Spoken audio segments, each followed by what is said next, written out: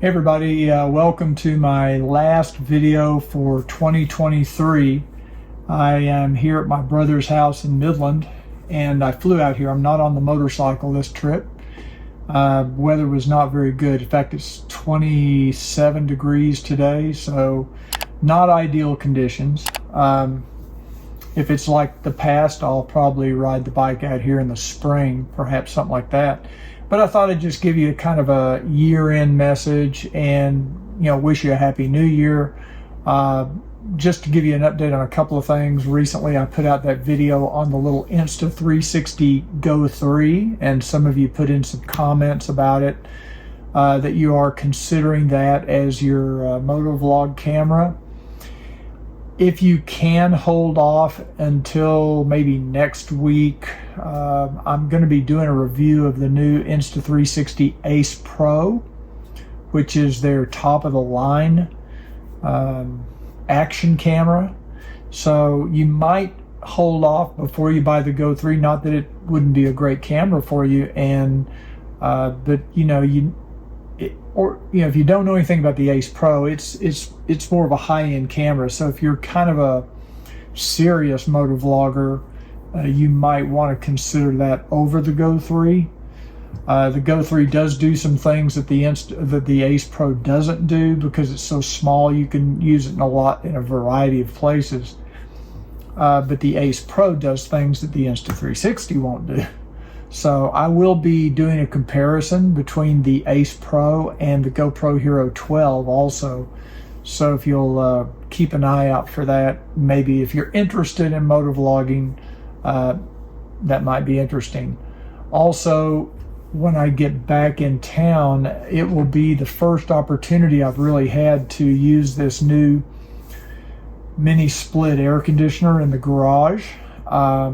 I did shoot a little bit of video of our installation, but I'm just not sure if that many of you are that interested in it.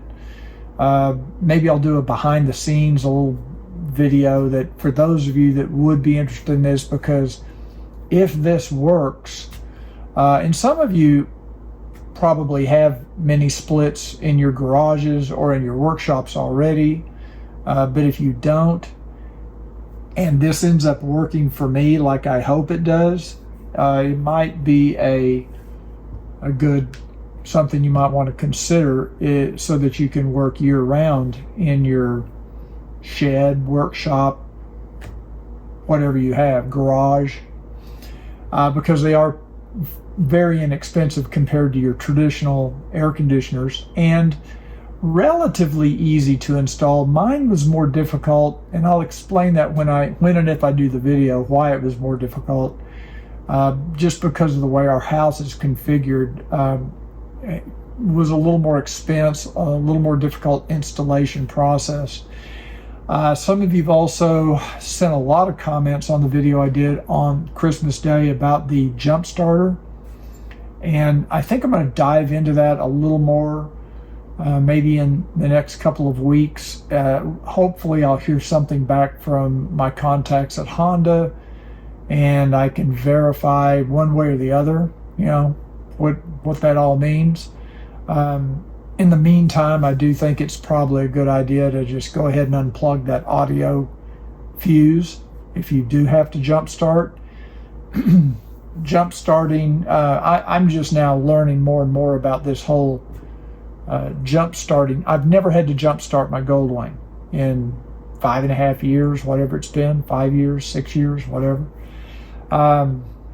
I have had batteries die, and it's always been at home where I've been able to replace the battery, so I never needed to jump start it.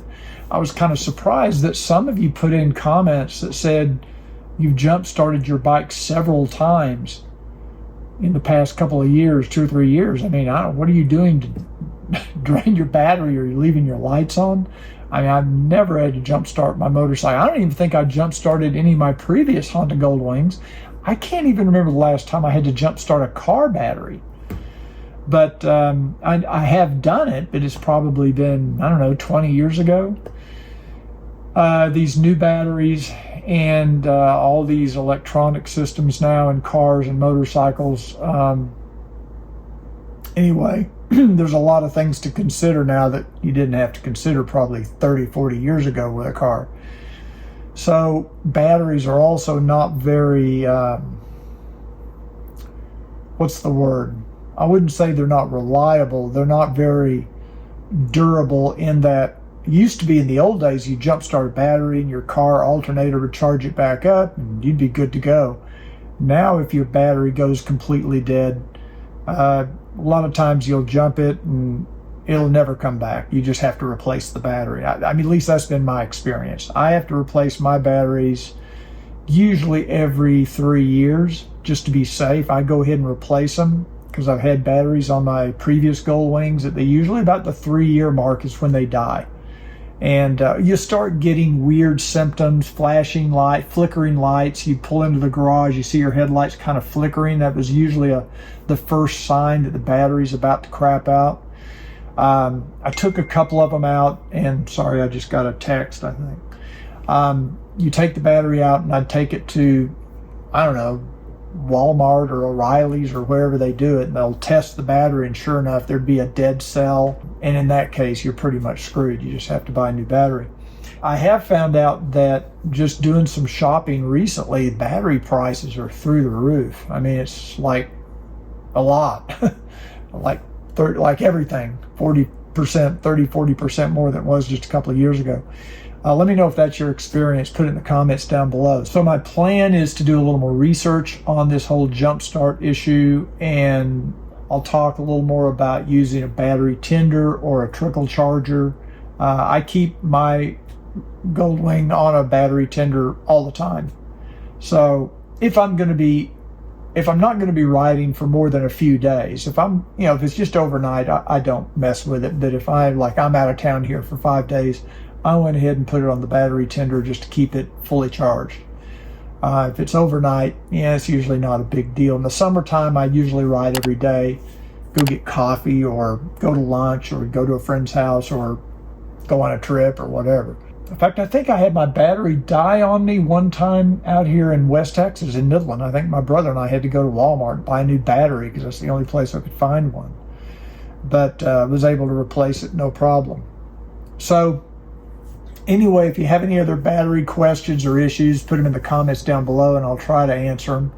I guess that's it for 2023. I think we did about 125, 130 videos this year. Did a lot of videos. So thanks for your support. Thanks for the support on buying the maintenance videos and the merchandise site. Somebody asked me a question the other day if they could buy that Maintain the Obsession t-shirt. Right now it's only available for those people who purchase the videos through the end of the year. However, if enough of you are interested in those shirts, maybe you already own my videos, or maybe you're not interested in the videos but you'd like the t-shirt, let me know in the comments down below, and if enough people are interested in that design, maybe I'll release that after the first of the year as one of the merchandising designs. So anyway, that's it for now. Thanks for tuning in, and thanks for all your support. And I'll look forward to seeing you in 2024. We'll be hitting the ground running here next week. Hope to get those traction tip over protectors installed pretty soon, weather permitting. And I will see you next year. Until then, remember what I always say, ride often, but ride safe.